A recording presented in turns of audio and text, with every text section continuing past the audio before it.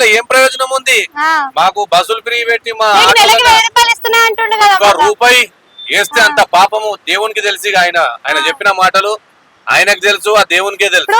మీకు ఒకప్పుడు చూసుకుంటే రోజుకే 1000 రూపాయలు అయ్యేది, మరి ఇప్పుడు నెలకు 1000 రూపాయలు వేస్తా అని చెప్పి హామీలు ఇస్తుండు. అసలు ఎంతవరకు కరెక్ట్ అంటారు అది? ఇప్పుడు వచ్చి కూడా ప్రభుత్వం వచ్చి కూడా కాంగ్రెస్ వచ్చి కూడా 14 నెలలు అయ్యింది, ఒక్క రూపాయి ఆందాన్ని ఎవ్వరికి లేదు. ఉన్నది కూడా లాస్ అయిపోయి ఉన్న ఆటోలు కూడా అమ్ముకున్నాము.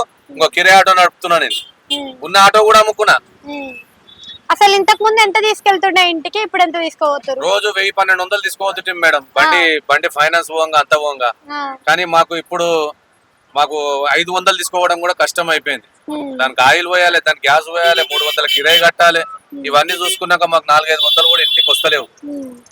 మా బాధలు మాకున్నాయి, అప్పులు, బాధలు, టెన్షన్లు. అంటే ఇప్పుడు ఫ్రీ బస్ ఒక్కదాని వల్లనే దెబ్బపడిందా?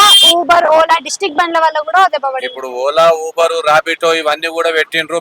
పెట్టి ఇప్పుడు ప్రభుత్వం గవర్నమెంట్ రూల్స్ ప్రకారం ఏముంది, ఇది ఎల్లో ప్లేట్ అంటే టాక్సీ బండి నడవాలి సిటీలో. ఇప్పుడు బైకులకు కూడా ఓన్ ప్లేట్ బండ్లకు కూడా ఊబర్ది, రాబిటోది అన్ని ఇచ్చేస్తే బైకులలో కూడా వచ్చి ఇప్పుడు అదే దంద చేయబట్టే ఇప్పుడు మాకు ఏడికైనా వస్తుంది. మళ్ళా మేము లక్షలు పెట్టి బండి తీసుకొని ఫైనాన్సులు కట్టి అవి కట్టి ఇప్పుడు మాకు రోడ్డు మీద ఉన్నాం. మా బతుకులు అంత పిల్లలకు ఫీజులు కట్టలేని పరిస్థితి విన్నావా? ఇక అలాంటి పరిస్థితి తెచ్చిండు రేవంత్ రెడ్డి రావడము. అంతా ఆగమైపోయింది.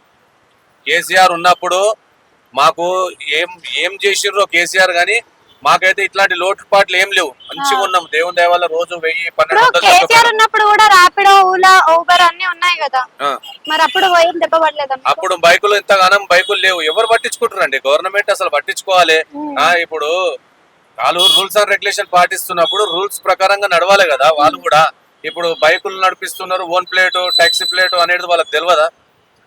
అవి నడపకుండా మొత్తం బండ్లన్నీ వచ్చి ఇప్పుడు అవి నడపడం, ఇవి నడపడం మాకు ఇబ్బంది అయిపోయింది, చాలా ఇబ్బంది అయిపోయింది. ఉన్న ఆటోలు కూడా అమ్ముకున్నాం మేము.